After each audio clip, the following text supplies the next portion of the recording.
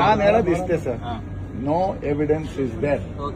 21 ಮುಂಚೆ ಫಸ್ಟ್ ನನಗೊಂದು ಇಡಿ ನೋಟಿಸ್ ಕೊಟ್ಟಿದ್ರು. ನಾವು ಇಡಿ ಆಫೀಸಲ್ಲಿ ಹೋಗಿ ಒಂದು ಸ್ಟೇಟ್ಮೆಂಟ್ ಕೊಟ್ಟಿದ್ದೆ. ಆ ಸ್ಟೇಟ್ಮೆಂಟ್ ಸೇಮ್ ಸ್ಟೇಟ್ಮೆಂಟ್ ನೆನ್ನೆನೂ ಕೊಟ್ಟಿದ್ದೀನಿ.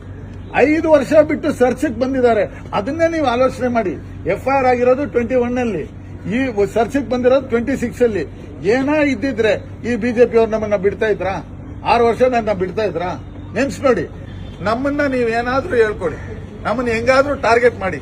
ಆದ್ರೆ ನಮ್ಮ ಮನೆಯಲ್ಲಿ ನಮ್ಮ ಅಜ್ಜ ಇದ್ದಾರೆ, 89 ಇಯರ್ಸ್ ಓಲ್ಡ್ ಈಸ್.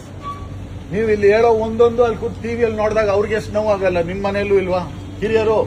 ನನ್ನ ಮನೆಯಲ್ಲಿ ಇದ್ದಾರೆ, ನನ್ನ ತಾಯಿ. ನೀವು ಒಂದೊಂದ್ಸರಿ ಟಿವಿಯಲ್ಲಿ ಹೇಳಿದಾಗ ಅವ್ರಿಗೆ ಮೈಯೆಲ್ಲ ಜುಮ್ ಅನ್ನುತ್ತೆ. ನನಗೆ ಆ ಭಯ. ನನಗೆ ಈ ಇಡೀ ಅವ್ರು ಬಂದಿದ್ದು ಈ ಏನೋ ಸಿಕ್ಬಿಡುತ್ತೆ ಅಂತ ಭಯ ಇರಲಿಲ್ಲ. ನನ್ನ ತಾಯಿ ಏನಾಯ್ತಾರೋ, ನಮ್ಮ ಅಜ್ಜ ಏನಾಯ್ತಾರೋ, ನನ್ನ ತಂಗಿಯರು ಏನಾಯ್ತಾರೋ ಅನ್ನೋ ಭಯ ಮಾತ್ರ ನನಗಿದ್ದಿದ್ದು. ಯಾಕಂದ್ರೆ ನಾನು ಏನೂ ತಪ್ಪು ಮಾಡಿಲ್ಲ. ನಾನು ಎಲ್ಲೂ ಕೂಡ ಶ್ರೀಕಿ ನನಗೆ ಪರಿಚಯ ಇಲ್ಲ ಅಂತ ಹೇಳಿಲ್ಲ, ಇಲ್ಲ ನನ್ನ ತಮ್ಮನಿಗೆ ಪರಿಚಯ ಇಲ್ಲ ಅಂತ ಹೇಳಿಲ್ಲ. ಪರಿಚಯ ಇದ್ದಾರೆ, ಗೊತ್ತಿದೆ. ಬೆಂಗಳೂರಲ್ಲಿರೋ ಪ್ರತಿಯೊಬ್ಬರು ನಲ್ಪಡ್ನ ಪರಿಚಯ ಇದೆ. ನನಗೆ ಫ್ರೆಂಡ್ಶಿಪ್ ಇದೆ. ನಾವು ಒಳ್ಳೆಯವರು ಕೆಟ್ಟವರು, ಅವ್ರ ಮನೆಯಲ್ಲಿ ಏನ್ ಮಾಡ್ತಾರೋ, ಅವ್ರು ಎಲ್ಲಿ ಏನ್ ಮಾಡ್ತಾರೆ ನಮಗೇನು ಗೊತ್ತಿರುತ್ತೆ.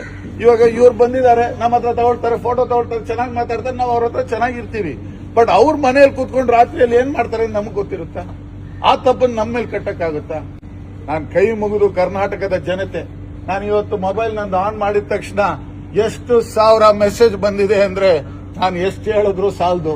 ನನ್ನ ಜೊತೆ ಹೆಂಗ್ ಹುಡುಗರು ನಿಂತವ್ರೆ, ಅಣ್ಣ ನಾವಿದೀವಿ ನಿನ್ ಜೊತೆ, ಬೇಜಾರು ಮಾಡ್ಕೊಂಬೇಡ, ಇಡಿ ಬರ್ಲಿ ಬಿಡಿ ಬರ್ಲಿ ಯಾವ್ದಾದ್ರು ಬರ್ಲಿ ನಾವಿದೀವಿ ಅಂತ ನನ್ನ ಜೊತೆ ನಿಂತಿದ್ದಾರೆ. ನನ್ನ ಜೊತೆ ಅವರ ಶಕ್ತಿಯನ್ನ ಕೊಟ್ಟಿದ್ದಾರೆ.